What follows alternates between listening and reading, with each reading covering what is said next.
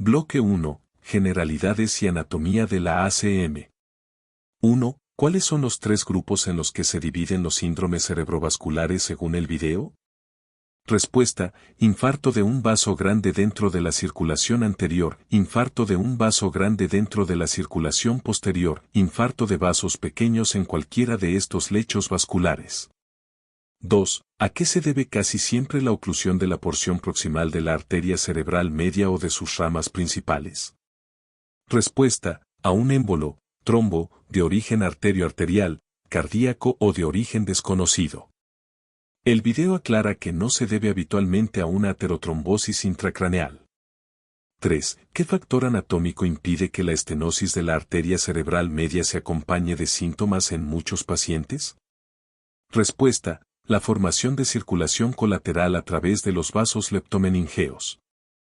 4. ¿Qué zonas de la superficie lateral del hemisferio cerebral no están irrigadas por las ramas corticales de la ACM?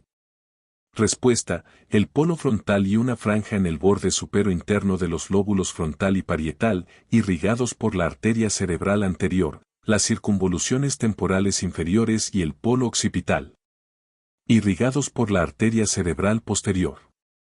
5. ¿Qué estructuras profundas irrigan las arterias lenticuloestriadas, ramas penetrantes del segmento M1?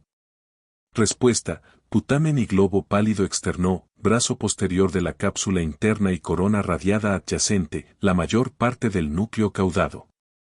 6. ¿En qué ramas principales se divide la ACM a nivel de la cisura de Sylvia? Respuesta: en una rama superior, que perfunde la corteza frontal y parietal superior, y una rama inferior, que irriga la corteza parietal inferior y temporal inferior. Bloque 2. Oclusión completa vs parcial de la ACM.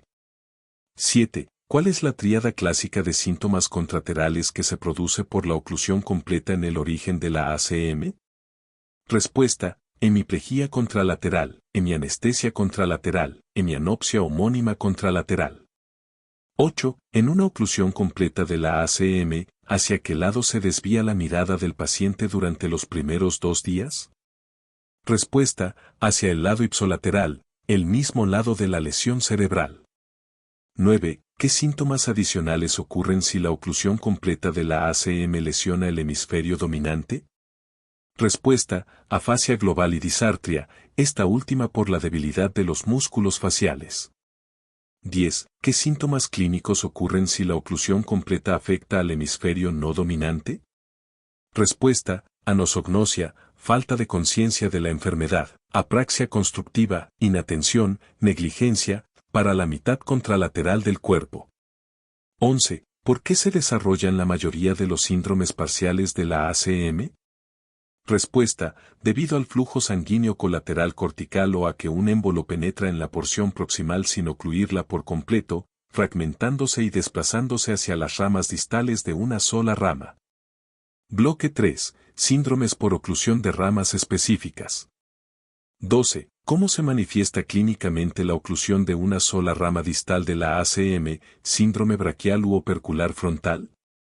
Respuesta: pérdida de fuerza selectiva en la mano o en la mano y el brazo, síndrome braquial, debilidad facial con afasia no fluida o motora de Broca, con o sin debilidad del brazo, síndrome opercular frontal. 13. ¿Qué lesión sospecharía si un paciente presenta alteración sensitiva, pérdida de fuerza y afasia motora, de Broca? Respuesta: el alojamiento de un émbolo en la porción proximal de la división superior de la ACM, con infarto de grandes zonas de la corteza de los lóbulos frontal y parietal. 14. Si un paciente tiene afasia fluida de Wernicke pero no tiene pérdida de fuerza, ¿qué división de la ACM está obstruida? Respuesta: la división inferior de la ACM en el hemisferio dominante, que irriga la corteza temporal posterior. 15. ¿Cuáles son las características clínicas clave de la afasia de Wernicke mencionadas en el video? Respuesta: jergafasia, habla fluida pero incomprensible, incapacidad para comprender el lenguaje escrito y hablado, a menudo se acompaña de cuadrantanopsia homónima superior contralateral. 16. ¿Qué clínica genera la obstrucción de la división inferior de la ACM en el hemisferio no dominante? Respuesta, síndrome de inatención unilateral o agnosia espacial, sin pérdida de fuerza. Bloque 4. Infartos de vasos pequeños, lenticuloestriadas. 17. ¿Qué tipo de infarto genera la oclusión de las arterias lenticuloestriadas dentro de la cápsula interna? Respuesta, un infarto de vasos pequeños, también llamado infarto lagunar. 18. ¿Cuáles son los síntomas típicos de un infarto lagunar en la cápsula interna profunda?